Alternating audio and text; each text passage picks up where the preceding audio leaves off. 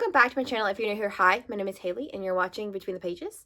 I have a special edition unboxing for you today, and I'm sure you know exactly which one this is. This is one that I have not shut up about because if you don't know, it's part of my favorite romantasy series besides ACOTAR, and that is The Fallen and the Kiss of Dusk by Carissa Broadbent. This is book 4 in the Crowns of Nyaxia series, if we're not counting Six Scorched Roses and Slaying the Vampire Conqueror, because yes, those two do tie into this series, and we'll talk about why in a second. But yeah, I am so excited to finally be holding this.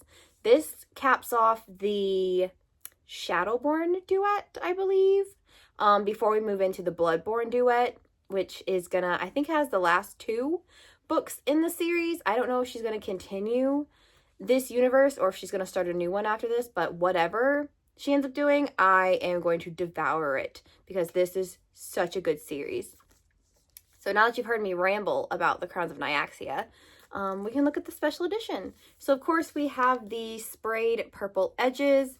Every Crowns of Nyaxia series book besides Slaying the Vampire Conqueror has just plain pages. If you want to see what Slaying the Vampire Conqueror looks like, you can go watch my unboxing video for that.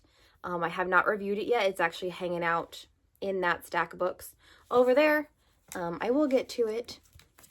And then we have foiling on the front and the back, like every Crowns of Nyaxia book. This one says, "Death is the ultimate offering, death is the ultimate peace," which is appropriate considering Aesar like rules the underworld basically. And it says, you have resurrected me, Dawn Drinker. So that's definitely Aesar talking to Misha, because he calls her Dawn Drinker because, you know, she was a priestess of like the Lord of Light is what they called him. Atraxis. That's the god's name. It left me there for a second, but yeah. And then that's what the spine looks like. I know we don't normally look at the spines, but pretty book.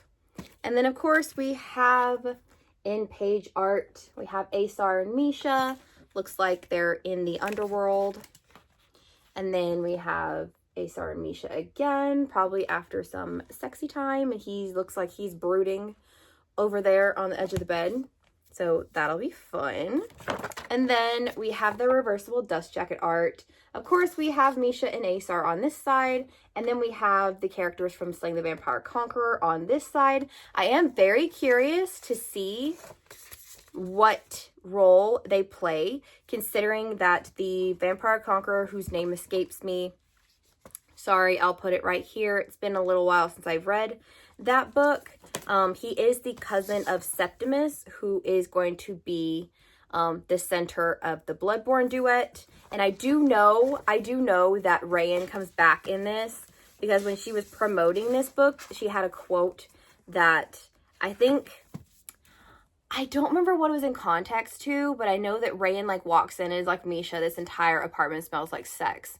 And I was like, yes, my broody bat boy. Well, I guess he is kind of a bat boy, but kind of not, considering his wings are feathered instead of actually bat wings, but whatever.